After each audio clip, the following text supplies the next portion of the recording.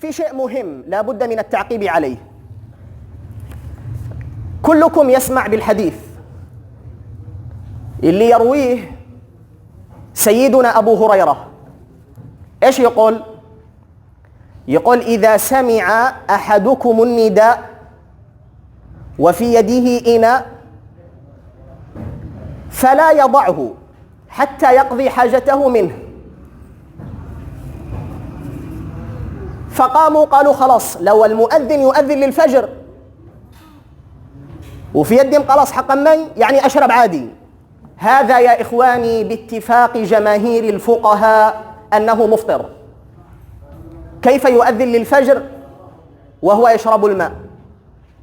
من خلال هذا الحديث اللي اليوم يؤولونه على أنها الأذان حق إيه؟ حق الفجر. لكن الفقهاء نظروا لهذا الحديث على أنه أذان بلال، أذان الإمساك اللي هو الأذان الأول. فإذا أذن الأذان الأول يعني قبل الأذان الثاني حق الفجر، ينفع أنك تشرب. فلو أذن الأذان الأول للفجر وفي يده كمين كمله ونزلهم قلص. لكن إذا كان الأذان الثاني أذن وانت حامل للقلص لا تشرب منه، لكن لو شربت منه مباشرة أنت في حكم المفطر. هذا باتفاق الفقهاء.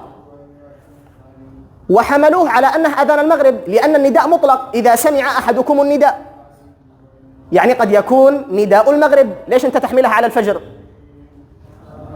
فالأذان فيصل للإمساك، فلا يصح لأحد أن يسمع أذان الفجر ويشرب إذا كان في يدهم قلص زي ما يقول اليوم العوام. وهذا لا بد له من قضاء يوم جديد بدل ذاك اليوم، لكن وجب عليها الإمساك حرمة للوقت، لأن الناس صايمة وهو حرمة للوقت لا بد له أن يمسك، لأن حاجة عندنا اسمها حرمة للوقت. ما معنى حرمة للوقت؟ يعني ما ينفعش أن المسافر اللي يجوز له أنه يفطر يخرج في الشارع وعنده سندويتش مثلا أو عنده عصير يشرب، لا، هذا يعزر. نقول له: صح أنك مسافر والإفطار أبيح لك، مش مشكلة، لكن مش عند الناس في حاجة اسمها حرمة للوقت، هذا يعزر، نوديها القسم على طول. فلا يصح أنه يتعامل مع الوقت بهذا الأسلوب.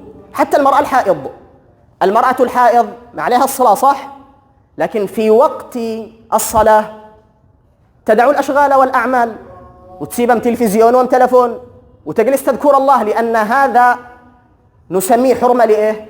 حرمة للوقت. ففرق بين سقوط العمل وحرمة الوقت.